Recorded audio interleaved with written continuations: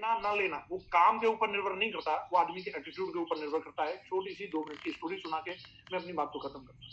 2 बच्चे थे, दोनों जुड़वा थे और उनके माँ बाप उनको बहुत प्यार करते थे, लेकिन उनमें एक बच्चा जो था वो हमेशा दमदारी के साथ, उमंग के साथ, बढ़िया मस्ती के साथ में रहता था, खुश रहता था, ग्रेटफुल रहता था, ग्रेटिट्यूड के साथ रहता था। दूसरा जो बच्चा था वो हमेशा कंप्लेंट करता रहता था, हमेशा शिकायत करता रहता था, मुझे आपने ये नहीं दिया, मेरे लिए ये नहीं किया, आप मेरे को प्यार नहीं करते।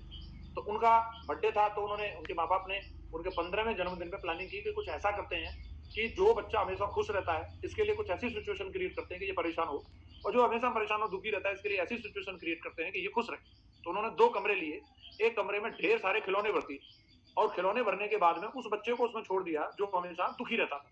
दूसरा कमरा लिया और उसके अंदर घोड़े की लीद भर दी और उसमें उस बच्चे को छोड़ दिया जो हमेशा खुश रहता था। दोनों बच्चों को दिन भर के लिए छोड़ दिया। शाम को आकर के सबसे पहले उस बच्चे से मिले जिसमें खिलौने भरे हुए थे। तो कायदे के अनुसार इतने सारे खिलौने होने के बाद उस बच्चे को बहुत खुश होना चाहिए, आनंद में होना चाहिए, लेकिन जाकर के देखा तो वो बच्चा बैठ करके रो रहा है। उसको रोने का कारण पूछा कि तुम रो क्यों रहे हो, तुम्हें खिलौने पसंद नहीं आए? तो उसने बोला रो इसलिए रहा हूं कि अगर मैं इन खिलौनों से खेलूंगा तो इनमें कोई खिलौना टूट भी सकता है, टूट जाएगा तो मेरे चुभ जाएगा, चुभ जाएगा तो मेरे खून निकलेगा, खून निकलेगा तो डॉक्टर मेरे सुई लगाएगा, तुम लोगों ने मेरे मरने का इंतजाम कर दिया, इसलिए मैं दुखी हूं और रो रहा हूं।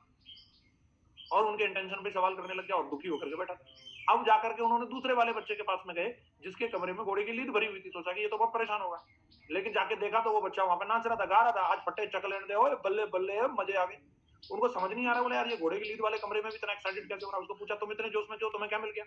बोला जोश में होने की तो बात ही है, इतनी सारे की घोड़े घोड़े की लीद अगर यहाँ पे लेके आए हो तो पक्का नजदीक में कोई अस्तबल है और मुझे उस अस्तबल में जाना, मैं तो आप लोगों का इंतजार कर रहा था कि कब आप आओगे और मुझे वहां जाकर के घोड़े के बच्चे के संग खेलना है, और इसी के लिए मैं एक्साइटेड हो रहा था।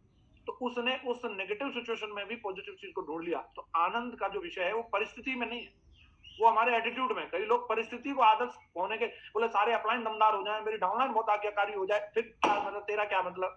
तेरे चेहरे पे काय के लिए ताज सजेगा? फिर तू कौन है? तुझे काय के लिए लोग माला पहनेंगे? तुझे जब सारे अपलाइन ही दमदार हो गए, सारे डाउनलाइन दमदार हो गए, सब सामने से आके डीडी दे रहे हैं, हाँ जी भाई साहब कहाँ है डायमंड जी, कहाँ, उनको डीडी देनी थी मुझे, 100 डीडी आ गई, 500 डीडी आ गई, 1000 डीडी आ गई, फिर आपकी काय की टेस्टिंग है? परिस्थिति हमारे हिसाब से हो या ना हो, सिचुएशन हमारे हिसाब से हो ना हो, हम फिर भी उनमें मजे ले सकें। हमारे ग्रेट महागुरु जी हमें हमेशा समझाते हैं, हमारे शेफ शॉप के टाइगर ऐसे दमदार होते हैं कि उनको डांस करने के लिए डीजे का होना जरूरी नहीं है, वो जनरेटर की आवाज पे भी डांस कर सकते हैं, और जो जनरेटर की आवाज पे डांस कर सकता है, समझ लो उसने आनंद का सही जगह ढूंढ ली है, उसने उस जगह को पहचान लिया, उस सीक्रेट को पहचान लिया। तो आप इस चीज को समझने का प्रयास करें। शेष बातें हम लोग कल करेंगे। मैं ग्रेट